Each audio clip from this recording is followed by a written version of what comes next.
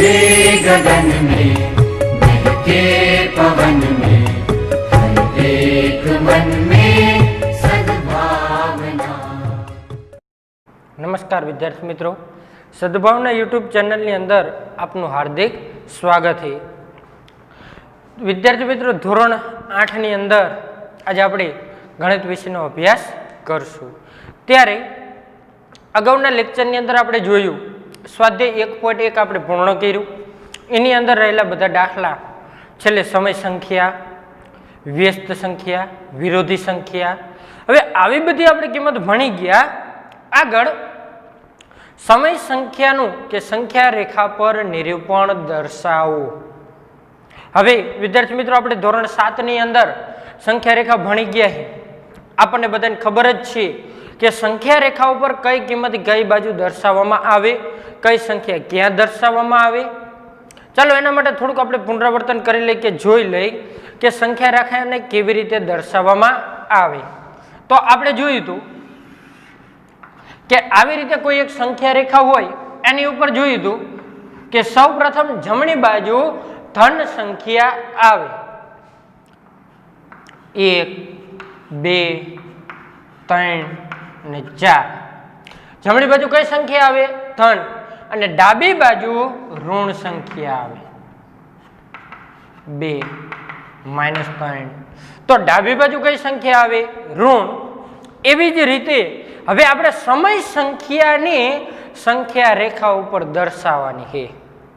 સમય સંખ્યા આપણે ભણી ગયા આગળ કે સમય સંખ્યા કોને કહેવાય? p ના છેદમાં q, જ્યાં q નોટ ઇક્વલ ટુ 0। એટલે q ની કિંમત ક્યારેય 0 હોઈ શકે નહીં। p ની કિંમત કદાચ 0 હોય પણ q ની કિંમત ક્યારેય 0 હોય નહીં। તો સંખ્યા રેખા પર સમય સંખ્યાને કેવી રીતે દર્શાવવામાં આવે? હવે અહીંયા વિદ્યાર્થી મિત્રો, આપણને કોઈ કિંમત આપેલી હોય અને એ કિંમતને કેવી રીતે દર્શાવવામાં આવે તો જોવી, ઉદાહરણ નંબર 6 એની અંદર આપણને શું રકમ કહેવા માંગે છે? તો -2 અને 0 વચ્ચે આવતી કોઈ પણ 3 સમય સંખ્યા લખો। શું કીધું હે વિદ્યાર્થી મિત્રો? ખાસ યાદ રાખજો, -2 અને 0 વચ્ચે આવતી કોઈ પણ 3 સમય સંખ્યા। હવે તમે શું કરો કે જ્યારે સમય સંખ્યા દર્શાવવાનું કીધું હોય એટલે તમે આ રીતે લખો, સંખ્યા રેખા ઉપર -2, -1, 0। તો આવી તમને કિંમત કીધી હોય તો સૌપ્રથમ પહેલા આને સમય સંખ્યા ન કહેવાય, એ આપણને ખબર પડવી જોઈએ। કેમ? તો કે સંખ્યા સમય સંખ્યા તો કોને કહેવાય? કે જે p ના છેદમાં q સ્વરૂપે આવતી હોય। હવે આમાં જુઓ તો p ના છેદમાં q સ્વરૂપે આવે છે? નથી આવતી। કેટલી સમય સંખ્યા માંગી છે તમારી પાસે? 3। તો આને સમય સંખ્યા કહેવાય નહીં। તો સમય સંખ્યા બનાવવા માટે તમારે પહેલા p ના છેદમાં q સ્વરૂપ બનાવવું પડે। પહેલા શું બનાવવું પડે? p ના છેદમાં q સ્વરૂપ। અને અહીંયા આપણને કિંમત આપી છે -6 અને 0 વચ્ચે આવતી કોઈ પણ 3 સમય સંખ્યા દર્શાવો।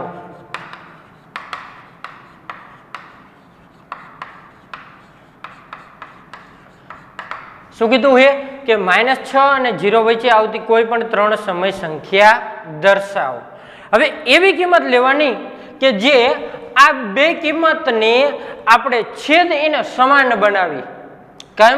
તો કે સંખ્યા રેખા ઉપર જ્યારે q ની કિંમત દર્શાવી તો એ આખી સંખ્યા રેખા ઉપર એક સમાન જ આવશે, અને એક સમાન જ્યારે એની કિંમત આવે તો આપણે એવી કિંમત લઈશું જે કિંમતનો આપણે એની યાર ગુણાકાર કરશું અને બે અંશ અને છેદમાં, અને જેનો છેદ આપણને સમાન મળે, એને બેનો છેદ સમાન મળે એટલે આપણે એને સમછેદી શબ્દનો ઉપયોગ કરી શકશું કે બેના છેદ કહેવાય છે સમાન। તો -6 વિદ્યાર્થી મિત્રો, આપણને રકમની અંદર અહીંયા -2 આપ્યા છે તો આપણે લઈશું -2 અને 0 ની વચ્ચે આવતી કોઈ પણ 3 સમય સંખ્યા। તો હવે અહીંયા એવી કિંમત લઈશું આપણે -2। હવે વિદ્યાર્થી મિત્રો, p ના છેદમાં q સ્વરૂપ આપણે બનાવવું છે તો હવે છેદમાં q ની જરૂર પડે અને ક્યુની જરૂર પડે તો અહીંયા કંઈ ન હોય તો છેદમાં કેટલા હોય? 1. છેદમાં કેટલા આવેલા હોય? 1. કે અહીંયા આપણે છેદમાં 1 હોય. હવે આની એવી કિંમત હારે આપણે ગુણાકાર કરશું તો છેદ આપણે બેમાં એટલે -2 અને 0 બેના છેદ કેવા બનવા જોઈએ? સમાન. અને 3 સમય સંખ્યા આપણને મળવી જોઈએ.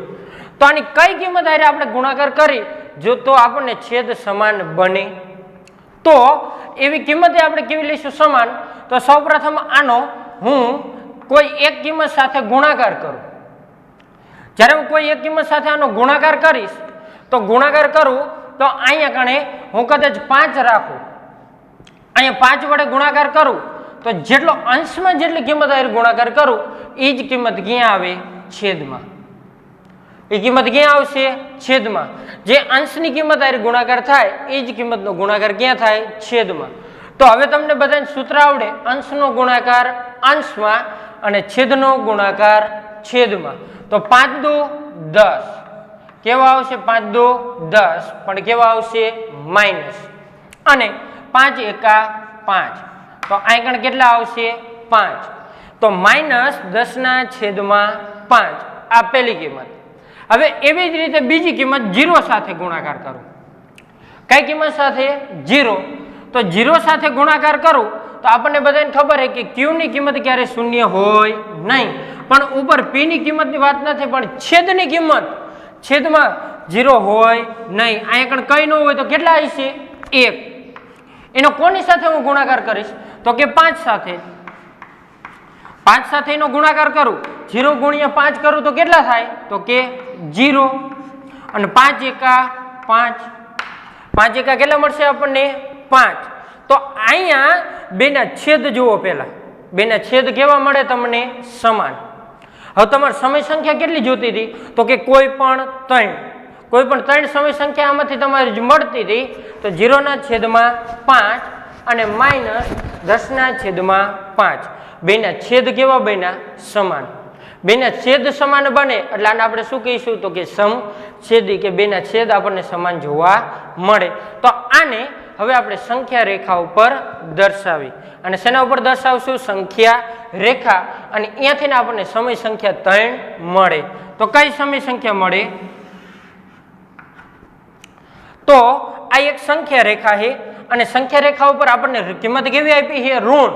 તો કઈ બાજુ જઈશું? ડાબી બાજુ. તો ડાબી બાજુ જવા માટે આપણે અહીંથી દર્શાવશું 0/5 આ પહેલી કિંમત. બીજું -1/5 -2/5 -3/5 -4/5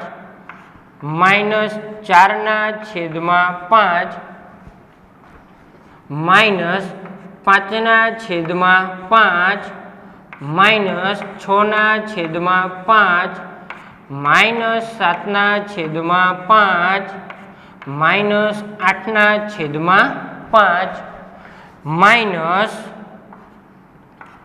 -9/5 અને -10/5. તો આ શું મળી ગયું આપણને? સમય સંખ્યા. હવે સમય સંખ્યા મળી તો કેટલી સમય સંખ્યા માંગી હતી આપણને પાસે? કે વચ્ચે આવતી કોઈ પણ 3 સમય સંખ્યા દર્શાવો. એટલે એના વચ્ચેની કોઈ પણ 3 સમય સંખ્યા જો આપણે દર્શાવતા હોય તો -2/5 -3/5 -4/5 આ સમય સંખ્યા મળે.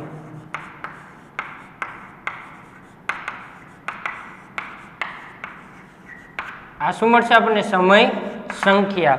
અને આ સમય સંખ્યાની અંદર તમે કોઈ પણ 3 લખી શકો, પણ 10 અને 5 સોરી -10/5 અને 0/5 વચ્ચેની કોઈ પણ એક -1/5 -2/5 -3/5 -9/5 કોઈ પણ 3 તમે સમય સંખ્યા લખી શકો. આગળ જોઈ તો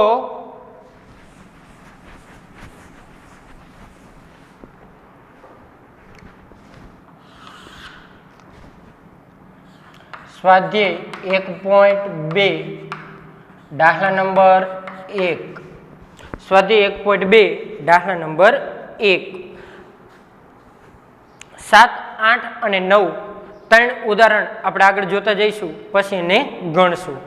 તો દાખલા નંબર સ્વાધ્યાય 1 દાખલા નંબર 1 શું કહે છે? નીચે આપેલ સંખ્યાઓનું સંખ્યા રેખા પર નિરૂપણ કરો. હવે આપણને નીચે સંખ્યાઓનું સંખ્યા રેખા ઉપર સમય સંખ્યા આપેલી છે અને એનું સંખ્યા રેખા પર શું કરવાનું છે? નિરૂપણ. નિરૂપણ એટલે કંઈ જ નહીં, ખાલી વિદ્યાર્થી મિત્રો આપણે એને શું કરશું? સંખ્યા રેખા ઉપર દર્શાવશું.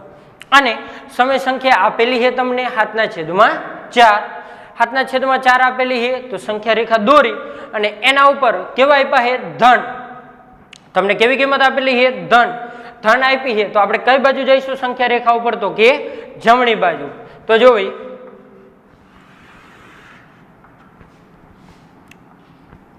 અહીંયા 0. હવે અહીંયા કિંમત છેદની કિંમત આપણને કેટલા આપેલા છે? 4.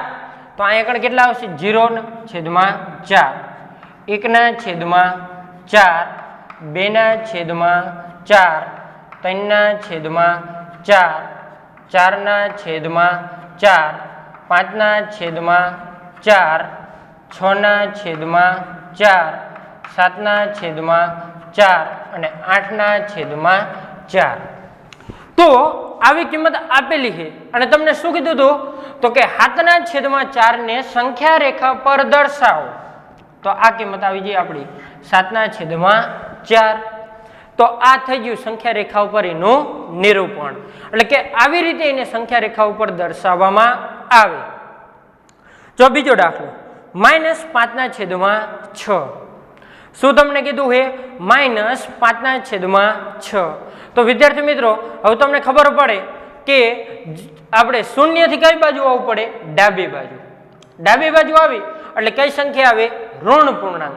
અને કઈ સંખ્યા તમને દર્શાવવાની કીધી હતી? તો કે -5/6. -5/6 જ્યારે તમને ડાબી બાજુ દર્શાવવાનું કીધું હતું આ રીતે એની કિંમત દર્શાવી અને એનું તમે સાદુરૂપ આપી શકો. તો હવે દાખલા નંબર 2 સ્વાધ્યાય 1.2 ની અંદર દાખલા નંબર 1 નો બીજો દાખલો -5/6 દાખલો તમારે જાતે ગણવાનો રહેશે. તમે તમારી રીતે જાતે ગણી નાખશો અને કોઈ પણ પ્રશ્ન હોય તો વિદ્યાર્થી મિત્રો યુટ્યુબની અંદર કોમેન્ટમાં લખી અને તમે પૂછી શકો છો. આભાર.